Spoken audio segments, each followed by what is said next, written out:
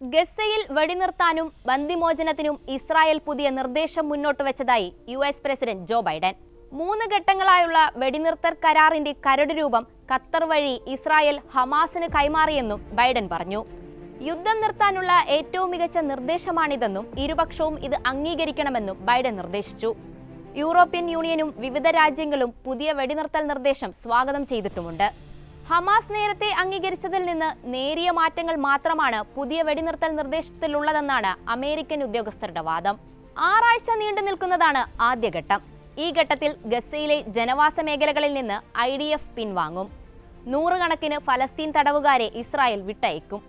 പകരം സ്ത്രീകളും പ്രായമായവരും പരിക്കേറ്റവരും ഉൾപ്പെട്ട ബന്ദികളെ ഹമാസ് മോചിപ്പിക്കണം. ഗസയിലുടനീളമുള്ള ഫലസ്തീൻ പൗരന്മാർക്ക് അവരവരുടെ വീടുകളിലേക്ക് മടങ്ങാം.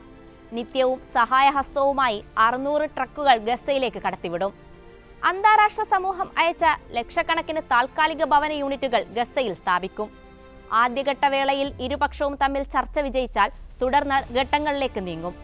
2ാം ഘട്ടത്തിൽ പുരുഷന്മാരായ സൈനികർ ഉൾപ്പെടെ ബാക്കിയുള്ള എല്ലാ ബന്ദികളുടെയും മോചനവും ഗസയിൽ നിന്ന് ഇസ്രായേൽ സേനയുടെ പൂർണ്ണ പിൻവാങ്ങലുമാണ് ഉൾപ്പെടുത്തിയിരിക്കുന്നത്. 3ാം ഘട്ടത്തിൽ ഗസയിലെ എല്ലാ ഇസ്രായേൽ ബന്ദികളുടെയും മൃതദേഹങ്ങൾ തിരികെ നൽകും.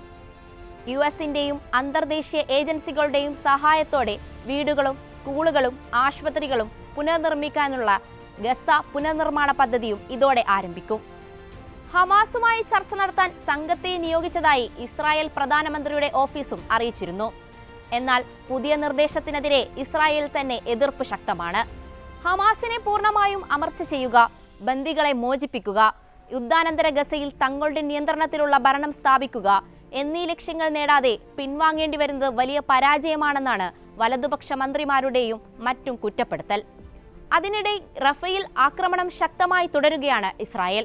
ദക്ഷിണ ലബനാനിൽ നിന്നുള്ള മിസൈൽ ആക്രമണത്തിൽ 3 ഇസ്രായേലികൾക്ക് പരിക്കേറ്റു.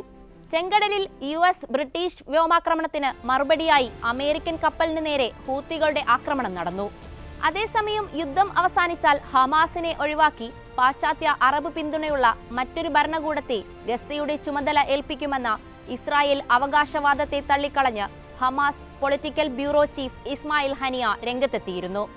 ഇസ്രായേൽ യുദ്ധം തുടങ്ങിയ ശേഷം ഗസ ജനതയ്ക്കിടയിൽ ഹമാസിന്റെ സ്വാധീനം വർദ്ധിച്ചു. ഫലസ്തീൻ ജനത ഹമാസിനെ മാറ്റാൻ അനുവദിക്കില്ല. യുദ്ധാനന്തര ഗസയെക്കുറിച്ച് സംസാരിക്കുന്നവർ ഇത് മനസ്സിലാക്കണമെന്നും ഇസ്മായിൽ ഹനിയ വ്യക്തമാക്കി.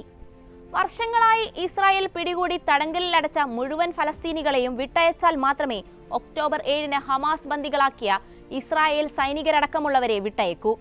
കൂടാതെ ഗസയിൽ നിന്ന് ഇസ്രായേൽ സേന പൂർണ്ണമായും പിൻവാങ്ങുകയും സമ്പൂർണ്ണ വെടിനിർത്തൽ നടപ്പിലാക്കുകയും ചെയ്യണമെന്നും അദ്ദേഹം വ്യക്തമാക്കിയിരുന്നു.